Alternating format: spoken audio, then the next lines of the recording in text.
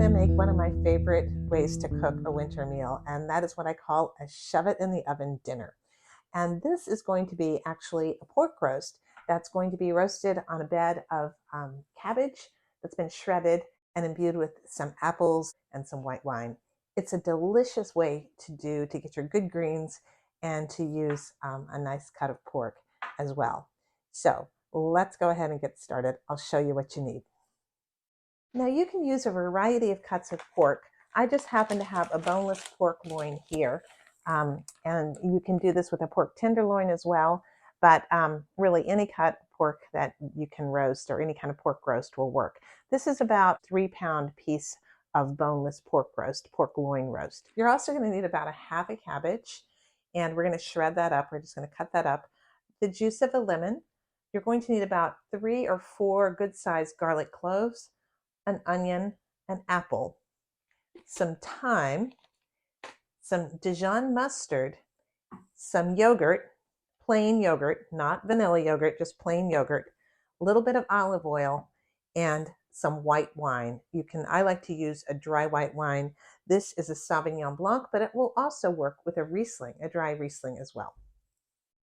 You know, I forgot to mention pepper. There's always something I leave out.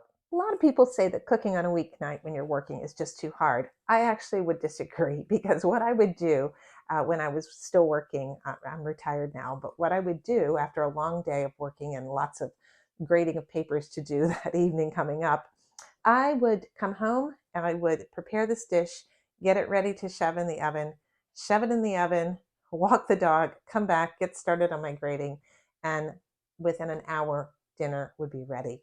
So it really is a great way. The other really nice thing about this recipe is you're going to have leftover pork, and you can take that pork, cube it up, and throw it into bags in the freezer for another meal. You can use it as a pork roast for another meal. You can add it to soups. You can do any numbers of things. So it really is a great way to make use of a pork roast. The first thing I'm going to do is mix the marinade up for the pork. I've got a small mixing bowl here, and I'm just going to juice the lemon into that bowl. As you know, I tend to do everything sort of by just eyeballing things, but I'm going to put roughly about a half a cup of yogurt, maybe a little bit more, into the lemon juice. Actually, it looks like a little bit more than a half a cup.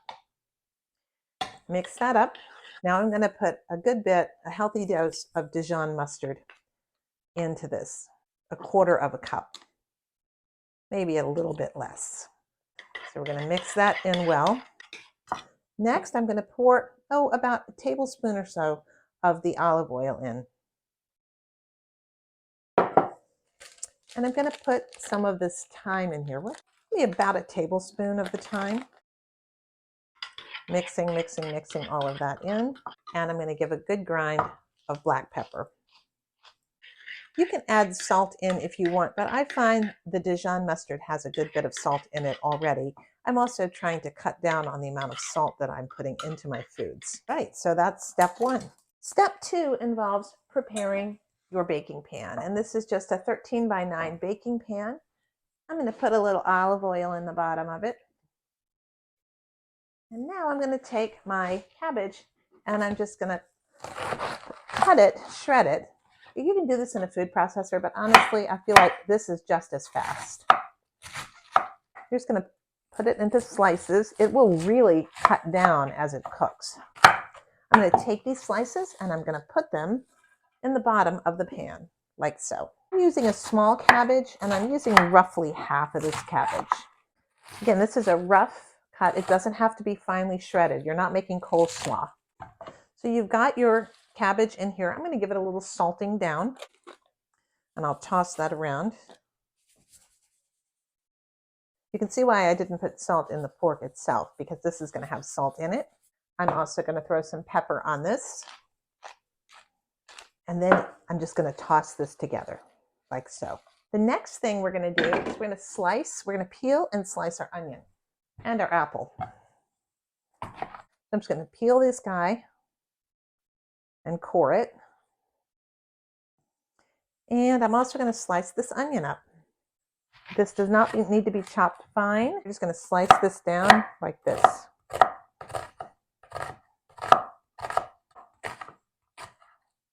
the apples, I'm also going to just, there's a little bit of an apple seed there. I'm just going to put these in long, thin slices as well.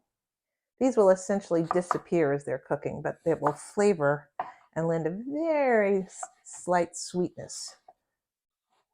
And I'm just going to embed these onion slices into the cabbage. What we're doing is we're making a bed that then the pork will go on top of. I'm just sort of slicing these up. Again, it does not have to be fine. You can see why this can be done on a weeknight. It's really nothing fancy. And you're going to take these apple slices and put them in. So now we have this prepared. I'm going to sprinkle it with some thyme. I'll sprinkle some thyme over here. Next, I'll put a little bit of olive oil over top of this. That's going to have a lot of fat added to this when the pork cooks. Next, I'm going to take some of the white wine. This is just a Sauvignon Blanc, nothing special. And I'm going to pour it into, I guess I'm using about a total of about a cup. Okay, here is the pork. And I'm going to take this knife and I'm going to slice some slits into it on the top and also on the bottom. Here's the slivers of garlic. They're going to go in just like this. Just slide them right in. They will pop out as the roast cooks, but the flavor will get imbued in here, and it's just delicious. There is nothing as good as the flavor of a roasted garlic. Move this over here. But before I do, as I do that, I'm going to just put it here. And the first thing I'm going to do, the fat side is going to be up, but I'm going to put a nice layer of the marinade, give a good coating all over the underside of this pork. Now I'm going to flip it over. There we go. Oopsie, an escapee. And I'm going to take the remaining garlic and put it into the slits, if I can find where I put the slits. And we're going to coat it all the way, making sure the sides and everything get totally coated. And there we go. All right, so now I'm just going to put this into my oven, uncovered, and it's going to roast for about an hour. And that's all you have to do. The oven is a medium oven, about 350 will do it. Let's go ahead and do that. One of the great things about this dish is that you don't have to use a tenderloin or a really expensive cut.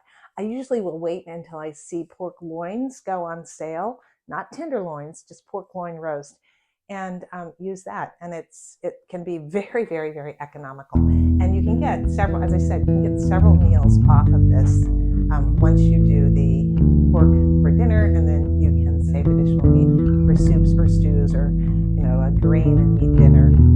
Things like that. So give it a go. It's a marinated pork loin with